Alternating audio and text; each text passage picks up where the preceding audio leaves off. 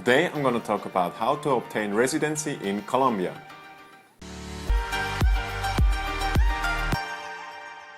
Welcome to How to Expat.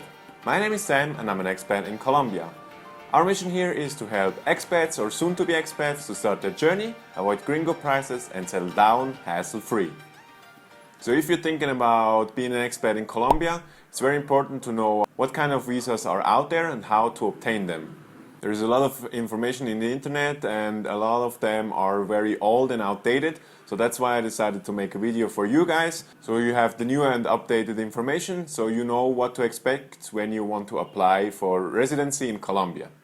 So a little disclaimer in the beginning, I did this process myself because I'm an expat here in Colombia, but the figures I will show you here and the processes, they can change without notice.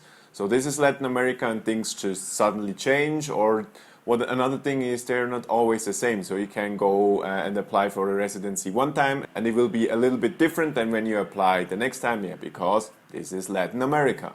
And what I can tell you here are just the official procedures and figures and all that kind of stuff. Again, this is Latin America and the gray zone is big. How to really obtain residency and the details of the process will be different than what I will tell you here. Because the official things are not always the things that are really applicable on a real life basis. So we start with how to get into Colombia in the first place.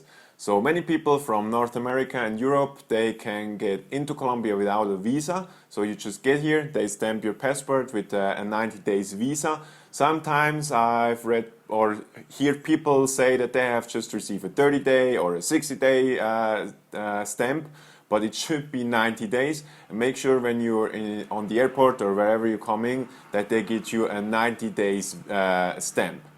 There will be a little section on the stamp which shows how many days your stamp is valid. And after these 90 days you can apply for a tourist visa extension. You can do this inside of the country, so you go to the immigration in the city you are, and you can go there and either apply online, so I will put the link down below where you can do that, it's quite easy. Or the other thing, because I had to do this by myself in person because the online application form didn't work for me. I don't know, maybe I'm just so stupid. I don't know, it just didn't work for me. So I had to go there in person. You just go there, you just give them your passport and some other documentations, and they will just extend it for another 90 days. So it's possible to stay in Colombia for 180 days out of 1 year. So there will be a video coming up where I explain in detail how to extend your tourist visa. If it's available, you will see it up here. Then what you have to be careful when you research on the internet is that the visa procedure changed in 2017. So you will find a lot of outdated information out there. This could be when you read something like TP7 or TP10 visa or something like that, that's all old stuff. So this visa procedure changed. I don't know, it were like 20 types of visas you can get, and now it's just 3. So it's the R visa, the M visa, and the V visa. So these are the 3 types of visas you can get from Colombia. So as I said, there are 3 types of visas out there. The V visa, which is visitor. This visa is for like temporary work permits when you come here and you work for a foreign company, or this could be a volunteering visa or something like that. So all the small stuff, not really the expat stuff. There's one student visa in there I will explain about later, but that's just a little side note.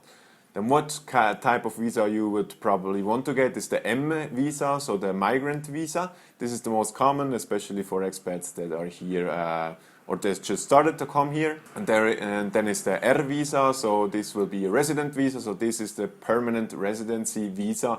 The M is like the temporary residency. That's like other countries call it like that, temporary and permanent, and here in Colombia it's just migrant and resident. The migrant visa, you can stay out of the country for more than 6 months consecutively.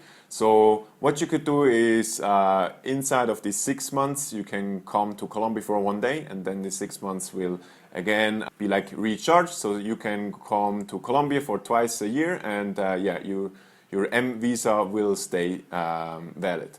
And the migrant visa you have to renew every 3 years, unless you have a work migration visa or a student migration visa. Then the time that you can stay in the country to renew that, or that you have to leave the country, is the amount of time that you will work there, or you have the student program. And with the resident visa, it's the same thing, but it's just 2 years. So you can stay out of the country for 2 years.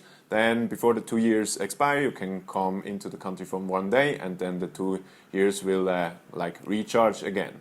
To get a resident visa, there are, for expats, it's just really one thing you can do.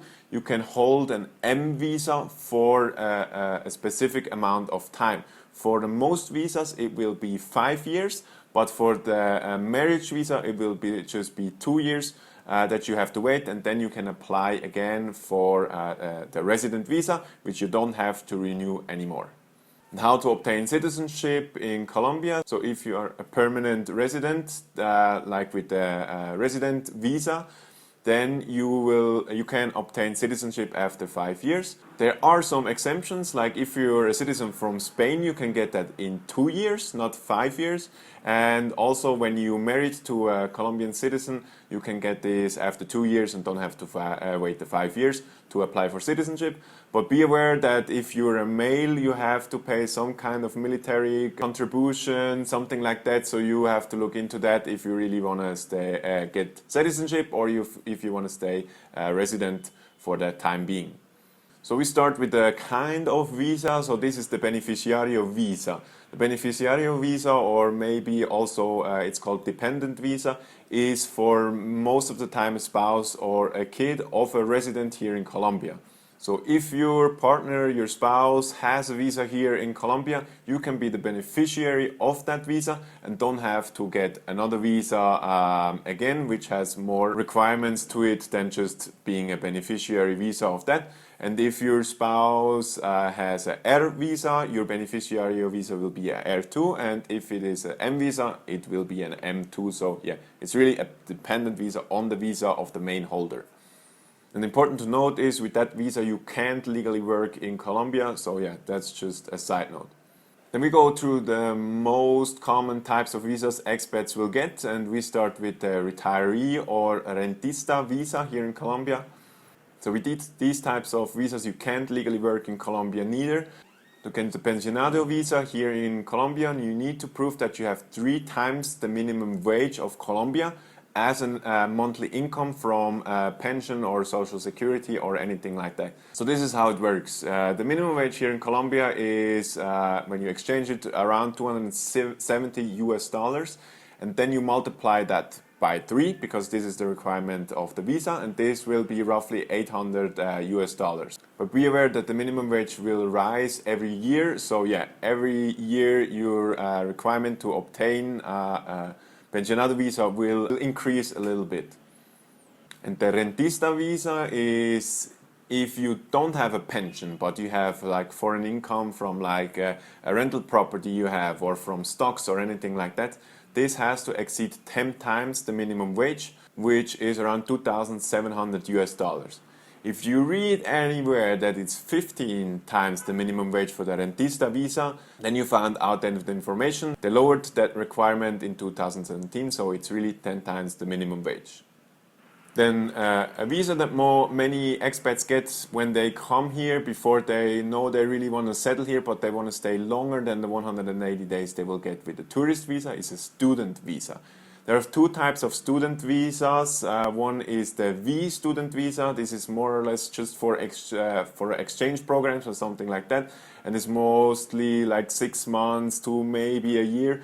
But most students that come here will get the M visa, so the migrant visa, and will stay mostly 1 year, maybe 1.5 and 2 years. But yeah, I've always just seen it as a 1 year visa. With the student visa, you're just allowed to be here as long as you study here. So, but I heard from people that have like a place in a school here for like 6 months, but they got the visa for 1 year. So yeah. You have to check that with your school or with the attorney or whomever you do the process with. And you have to be careful here, especially students, when you have like foreign income, like you maybe work as an independent freelancer on the side and anything like that. After 183 days, you will have to pay taxes here in Colombia, or at least register it. So be aware of that. Then another common visa type is the business investor visa. This is the visa I have, and it requires you to invest in a Colombian company. This can be your company or an existing company. Usually it's a SAS company. That you invest 100 times the minimum wage, which is around 27,000 US dollars. Yeah, you have to invest that money into that company. You can get the air visa also with the amount of 650 times the minimum wage, which is around 170,000 US dollars. And then you get the permanent, so the air visa instantly, and you just have to wait 5 years to get citizenship if that's your plan. But yeah, you have to be careful with that kind of a big investment here in Colombia. So there are many factors you have to look into that if you want to invest so much money in Colombia here. So yeah, I would advise for most of the people probably would be the M visa type with just 27,000 would be probably the better option. After 5 years, anyway, you will get the permanent residency. And a little side note, with the business investment visa, you can work for your company here in Colombia. So what I did, I opened an SAS here, so my own SAS. You just invest money in the company, and what you do with that company is up to you. But especially with that kind of visa, there is a lot of misconception out there, and a big gray zone, especially of the amount of money you have to invest in cash, because there are some options that you can buy a car through your company, and this will be capital as well, and which will be seen as an investment. And every different kind of stuff is very important that you talk to a specialist here. If you want my unfiltered, boots on the ground advice, we offer a Skype call. You can call us and I will give you the advice how I did it and what may be best for you. So there is also another investment visa out there in Colombia. It's called the real estate investment type. It's also the M type, so the migrant type. And you have to invest 350 times the minimum wage of Colombia, which is around 92,000 US dollar in real estate. So then one of the most common types of the visas are of course the marriage visas here in Colombia. One advantage you have, you really can work with that marriage visa here in Colombia legally. And another advantage is that you can apply for permanent resident, so for the air resident type of visa after just 2 years of being a resident in Colombia. What you have to know, when you apply, about 1/3 of the people have to go through an interview in Bogota. So when you apply, they will say this couple has to come to Bogota and do an interview so that they can verify that you're really a couple and it's not just a marriage to get a visa. So one of the other common visas is employment visa. Yeah, this of course is if you have employment here in Colombia, you can get a visa for the time that you will work here. Either the company that will hire you will do the visa process for you, or yeah, maybe you have to do it by yourself, but most of the time the companies will do the visa for you. So what are the costs of these visas? So Colombia, everything is very inexpensive. The cost of obtaining residency is again very inexpensive compared to other Latin American countries. If you do the process by yourself, which you could do if your Spanish is good, with the marriage visa, maybe the work visa with the investor, I wouldn't really advise to do that, but yeah, you could do it. It's a process online. The student visa could be done by yourself too, but that will cost around 500 US dollars for everything. And if you want to do it with a lawyer, one visa will cost around 800 US dollars.